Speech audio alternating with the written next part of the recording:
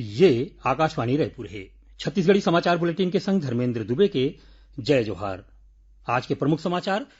प्रधानमंत्री नरेंद्र मोदी कृषि सुधार ले जुड़े दुनों विधेयक के संसद में पारित होए के बाद कहिन है कि यह भारतीय कृषि के इतिहास में क्रांतिकारी समय हरे। कोरोना संक्रमण के बढ़त मामला ला देखत राजधानी रायपुर, सरगुजा और बेमेतरा में आज रतिया ले लॉकडाउन लागू होही त उहें बिलासपुर, बलौदाबाजार, भाटापारा, जसपुर, बालोद, सूरजपुर और धमतरी में काली 22 सितंबर ले लॉकडाउन लगाए जाही और जगदलपुर ले रायपुर और हैदराबाद बर विमान सेवा आज ले शुरू होगे। अब समाचार विस्तार ले। प्रधानमंत्री नरेंद्र मोदी कृषि सुधार ले जुड़े दो विधेयक मन के संसद में पारित होए के बाद कहिन है कि यह भारतीय कृषि के इतिहास में क्रांतिकारी समय हरे। प्रधानमंत्री किसान मन ला बधाई देवत कहिन कि एखर ले खेती किसानी के क्षेत्र में बड़का बदलाव आही और करोड़ों किसान मन अपन पैर में खड़ा होही। ओमन कहिन कि न्यूनतम समर्थन मूल्य के व्यवस्था और सरकारी खरीदी जारी रही। भारतीय जनता पार्टी के प्रदेश अध्यक्ष और पूर्व केंद्रीय मंत्री विष्णुदेव साय कृषि सुधार बिल पारित होए के बाद कहिन है कि प्रधानमंत्री के अगुवाई में केंद्र सरकार इस सत्र में 2 ठिन बिल लाए है, जेकर उद्देश्य किसान मन ला बिचौलिया ले बचाना है। श्री साय आज वर्चुअल प्रेस कॉन्फ्रेंस में कहिन है कि मोदी सरकार किसान मन के आय ला दुगना करे के लक्ष्य के संग काम करत है।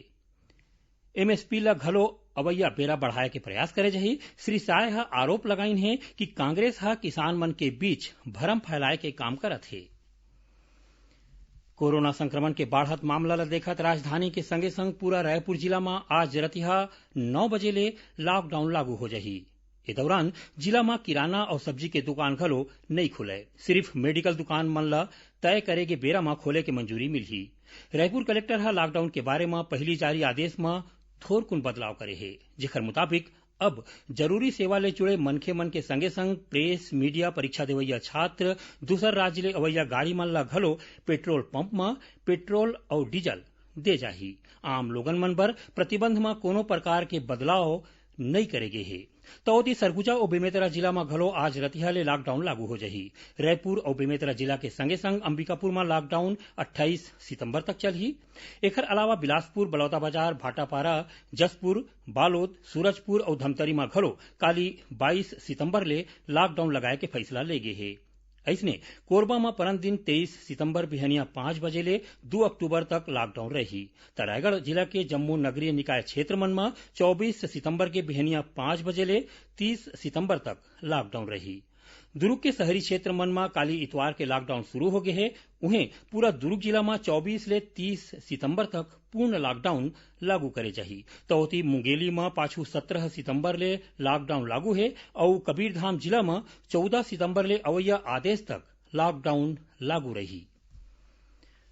दुर्ग पुलिस डहार ले लोगन मन ला कोरोना संक्रमण ले बचाए बर मास्क ही ब्रह्मास्त्र है अभियान चलाए जात है। पुलिस अधीक्षक प्रशांत ठाकुर ये अभियान के शुरुआत करत लोगन मन ला कोरोना संक्रमण ले बचाव की अपील करीन है। दुर्ग पुलिस डहार ले तैयार करे गए आने टैग लाइन और साइन बोर्ड के माध्यम ले घलो लोगन मन ला कोरोना संक्रमण ले बचाव बर जागरूक करे जाही। 30 सितंबर तक रोजे रैली के माध्यम ले वार्ड में जाके लोगन मन ला जागरूक करे जाही। यही कड़ी में काली इतवार के दुर्ग क्षेत्र ले भिलाई के छावनी थाना तक मोटरसाइकिल रैली निकालेगिस। छत्तीसगढ़ी समाचार बुलेटिन आप मन आकाशवाणी रायपुर ले सुनत हो। छत्तीसगढ़ के खबर ले है आपकी वास्ता और खबर के विश्वसनीयता ले है हमार वास्ता।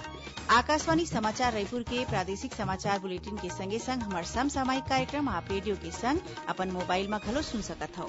आकाशवाणी समाचार फेसबुक, ट्विटर और यूट्यूब में घलो हावय। हमार फेसबुक पेज हरे Chhattisgarh news on AIR, Twitter handle CGAIR news और हमार यूट्यूब चैनल हरे छत्तीसगढ़ AIR न्यूज। तो अब रेडियो के संगे संग आपके मोबाइल के माध्यम ले हम आप तक पहुंचत हन। छत्तीसगढ़ के हर खबर पर सुनत रहो आकाशवाणी समाचार। अब आगू बाढ़बो बाँचे समाचार होती। जगदलपुर ले रायपुर और हैदराबाद बर विमान सेवा आज ले शुरू होगे। मुख्यमंत्री भूपेश बघेल अपन रायपुर स्थित ऑफिस ले 72 सीट वाले रोजे चलैया हवाई जहाज के वर्चुअल शुभारंभ करीन। एखर शुरू होए ले जगदलपुर स्थित मां दंतेश्वरी विमानतल ले अब बस्तर के लोगन मन ला हवाई जहाज ले रायपुर और हैदराबाद जाए के सुविधा मिलही। पाछू 2 मार्च के डीजीसीए नई दिल्ली ले विमान उड़ान बर मंजूरी मिले रहिस, जेकर बाद एयर इंडिया के सहायक कंपनी एयरलाइंस एयर ह बस्तर में उड़ान सेवा शुरू करत है। ये हवाई जहाज के शुरू होए ले बस्तर ले रायपुर और हैदराबाद के यात्रा अब सिर्फ 1 घंटा में पूरा होही। ए बेरा सड़क ले रायपुर आए बर 6 घंटा और हैदराबाद जाए बर 12 घंटा लगथे। विमान सेवा के शुरू होए ले बस्तर के पर्यटन ला घलो बढ़ावा मिलही और यहाँ के लोगन मन ला रोजगार मिलही। मुख्यमंत्री ह ए मौका में जगदलपुर एयरपोर्ट में आमचो बस्तर कैंटीन के घलो शुभारंभ करेन। छत्तीसगढ़ राज्य ओपन स्कूल डहार ले होए हायर सेकेंडरी और हाई स्कूल सर्टिफिकेट मुख्य परीक्षा 2020 के परीक्षा परिणाम आज जारी कर दे गए है। हाई स्कूल के परीक्षा में 88.97% परीक्षार्थी मन सफल हो है, तो उन्हें हायर सेकेंडरी परीक्षा में 92.26% परीक्षार्थी मन पास हो है। बीजापुर जिला के भैरमगढ़ थाना क्षेत्र के भटवाड़ा में माओवादी मन एक झिन पूर्व सहायक आरक्षक के हत्या कर दिन। उन्हें यही जिला के जांगला थाना क्षेत्र में सुरक्षा बल मन गश्त के दौरान बड़े तुंगाली और छोटे तुंगाली के बीच सड़क ऊपर माओवादी मन डहार ले लगाए गए एक ठिन आईईडी बरामद करे है, जिला बाद में बम निरोधक दस्ता के टीम एआईडी ला निष्क्रिय कर दिन। ए महीना के 27 तारीख ले होया जेईई एडवांस परीक्षा बर 1,60,864 छात्र मन पंजीयन कराए है। आज ले प्रवेश पत्र जारी कर जात है। देश भर के 23 आईआईटी के 11,000 ले ज्यादा सीट में ए प्रवेश परीक्षा में मिले अंक के आधार में दाखिला दे जाही। प्रदेश में कोरोना संक्रमण के बढ़त मामला ला देखत आकाशवाणी केंद्र रायपुर डहार ले काली एक ठिन विशेष कार्यक्रम कोरोना संक्रमण से कैसे बचें प्रसारित करे जाही। एमा रायपुर मेडिकल कॉलेज के बड़का डॉक्टर ओपी सुंदरानी ले करेगे गोठपात के प्रसारण करे जाही। प्रादेशिक समाचार एकांश डहार ले तैयार करेगे एक कार्यक्रम काली बिहनिया 10:30 बजे प्रसारित होही, जिला छत्तीसगढ़ स्थित आकाशवाणी के जम्मू केंद्र रिले करही। प्रदेश में पाछू 24 घंटा के दौरान कतको जगह में जोरदार वर्षा होए के समाचार मिले है। राजधानी रायपुर में आज दिन भर रुक रुक के पानी गिरत है, तब धमतरी जिला में होए वर्षा ले जनजीवन प्रभावित होए है। महानदी, सीता नदी, आठ दहारा और सोंढूर नदिया के पानी बाढ़ गे है, तो उन्हें सिहावा के निचली बस्ती में घर मन में पानी घुस गे है। संगे संग बोराई सिहावा होवत ओडिशा ला जवैया रद्दा में अवै जवई प्रभावित होए है। इति मौसम विभाग अवैया 24 घंटा के दौरान प्रदेश के कतकोन जगह में हल्का ले मध्यम वर्षा होए के संभावना जताए है, तो उन्हें संगे संग 1-2 जगह में भारी वर्षा होए के चेतावनी दे है।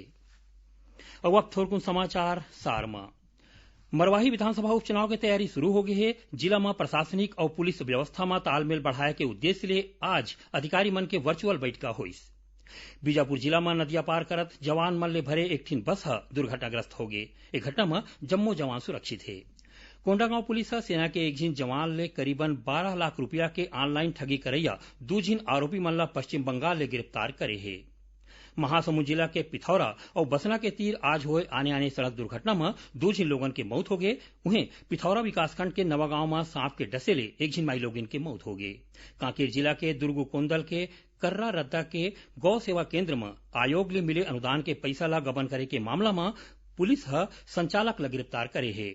महासमुंद जिला में कोमाखान पुलिस टेमरी नाका के तीर गाड़ी मन के चेकिंग के दौरान एक ठिन कार ले करीबन 70 किलो गांजा बरामद करे है। और बिलासपुर जिला में मस्तूरी पुलिस एक ठिन ऑटो ले 10 किलो गांजा के संग एक झिन आरोपी ला गिरफ्तार करे है। आखिर में प्रमुख समाचार एक घाव फेर। प्रधानमंत्री नरेंद्र मोदी कृषि सुधार ले जुड़े दोनों विधेयक के संसद में पारित होए के बाद कहिन है कि यह भारतीय कृषि के इतिहास में क्रांतिकारी समय हरे। कोरोना संक्रमण के बढ़त मामला ला देखत राजधानी रायपुर, सरगुजा और बेमेतरा में आज रतिहा ले लॉकडाउन लागू हुई, तो उन्हें बिलासपुर, बलौदाबाजार, भाटापारा, जसपुर, बालोद, सूरजपुर और धमतरी में काली 22 सितंबर ले लॉकडाउन लगाए जाही। और जगदलपुर ले रायपुर और हैदराबाद बर विमान सेवा आज ले शुरू हो गई। एक संग छत्तीसगढ़ी समाचार बुलेटिन इहे सिरावत है। जय जोहार।